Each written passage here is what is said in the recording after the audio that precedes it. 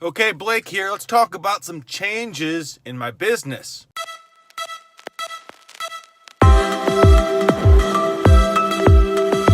Okay, it's still messy in here, but the good news is if you look over there at all those bankers boxes, we're at 161 now, bankers box wise, and all the inventory is organized in there. So even though it's messy here, hey, who cares? It's not affecting how I make money, and it is, making more trash, I guess, but sorry, that's how it goes. So go back to FlipCon. August, Charlotte. I talked to a guy who runs one of the biggest video game resale operations on the planet. I'm not going to say who it is. He's very no, don't talk about me. He's a cool guy. I like him a lot. We're Facebook friends now, but he's not like me where he wants to put his business in the internet. I mean, talking about it at least. So he has 50 employees. I did not think there was that much potential in video games. I really didn't. I do now. And what I've been doing since August, it's now the middle of October, almost the end of October, is just trying to create these relationships with video game collectors and stores and sellers and buying wholesale enormous amounts. Like this week, I got about 600 PS3 games in, and out of those 600 PS3 games, 10 or 15 are new. And they're in really good condition. And so I can sell those new ones for half the cost of the whole collection because I'm buying so many low value games that I then just sell on Amazon or in bulk to local buyers at, essentially the same price I paid for them. So I'm just getting the good ones for free. And then I'm passing off the rest of the collection to somebody else so they can sell them for, I assume they make about $3 or $4 per game because they have local stores. So it all works out. I'm just implementing myself in the supply chain, being kind of a middleman for the bulk quantity stuff and the reseller for the higher end games that might be graded or are very rare. So it's all going in these bankers boxes right here. We can fit about, I don't know. I mean, let me see if I can find one.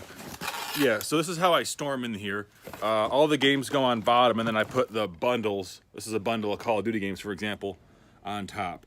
So we can get 1, 2, 3, 4, 5, 6, 7, 8, 9, 10, 11, 12, 13, 14, 15, 16, 17, 18, 19, 20, 20, 22, about 23. So we'll say we can fit about, I don't know, 60 PS3 games per banker's box, and I think a few less Wii or Xbox 360 games because they're so much bigger. Here's an example of the kind of thing I'm buying. This came off Facebook Marketplace. This is a CD case of, I believe, PlayStation 2 games. But when they listed it, they didn't say what was in here. They just said a book of PS2 games. And I don't think the person was trying to scam me. I think that they were just kind of lazy and not wanting to put in that much more effort. And so I paid, let's see, with shipping, I paid $19 for this. So let's see if it's worth it. Actually put some games in here. Okay, Gun on PS2. Cars, The Sims, that's a good one. FIFA. Ooh, this is a good one too. Need for Speed, Hot Pursuit 2. Let's see how they're... that's fixable with my machine. That game is not very good. Not very good. That's a decent one. Is this new? Oh no, it's got taken off. Spider-Man 2, that's a good one for PS2. Destroy All Humans, that's a good one as well. And the rest appears to be empty. So I paid $19 for 1, 2, 3, 4, 5, 6, 7, 8, 9, 10.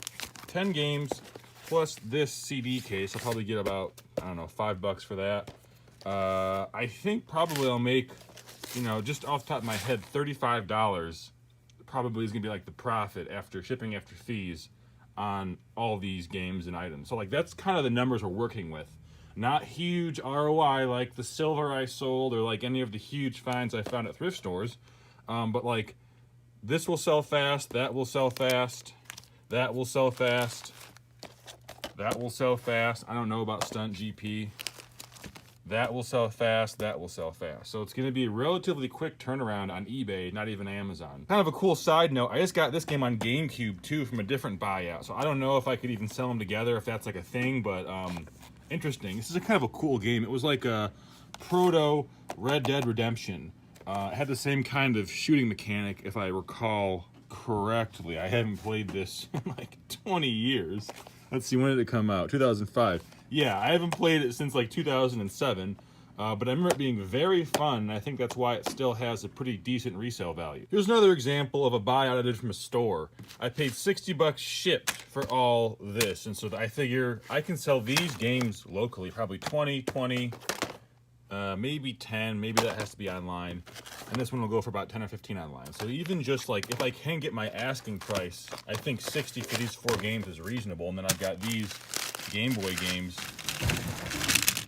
The box just fell. These Game Boy games, just, you know, on top, and maybe it's only $5 per Game Boy game, but that's okay. 5, 10, 15. Is that fake? Looks. I think that's a replacement sticker. 5, 10, 15, 20, 25, 30, 35, 40, 45, 50, 55, 60. And maybe that's too high. Maybe I can only get, you know, 3 for them, but that's still 12, 15, 21, 24, 27, 30, 36. So I mean, on that $60 investment, basically I'm doing about 50% margins, and that's kind of like typically my much lower threshold for what I think is a good buy. So we're really just scaling that part of the business up. I'm still selling books. I'm still selling sports cards. But I've really put a lot more effort and more money. I'm spending, you know, thousands of bucks a week on video games. But the market turns over so fast, by which I mean, like, the thing sells so fast. Whether on Amazon, on eBay, on Mercari, on Facebook, wherever, there's so many buyers for all these games that if you figure out where to sell which games, which I'm not really going to divulge that yet because I don't know for sure. And also, I think that's like the kind of info you want to put in a course maybe, like where to sell these titles, where to sell those titles, because there are certain games I pull off and put on Amazon, certain games I pull off and do on eBay, certain games that I bundle and cross-list, just because you make more money that way. I'm also selling a lot of old computer games too. That's another cool thing. Just like any kind of collectible disc that can fit into a padded mailer. And DVDs still go on Amazon. Occasionally, I will find like a box set that goes for about $20 on Amazon or eBay, and I sell that on eBay because on eBay you can use media mail shipping. But for the most part, all media still goes on Amazon. That's like, you know, the last puddle in the draining ocean of profit that Amazon used to provide for people like myself, which is fine. You know, things change, life goes on, you have to adapt to it. I'm just you know, saying that's the way it's been. Quick update in the business. Hope y'all are doing good. I'll do more like this. Would love to hear your feedback.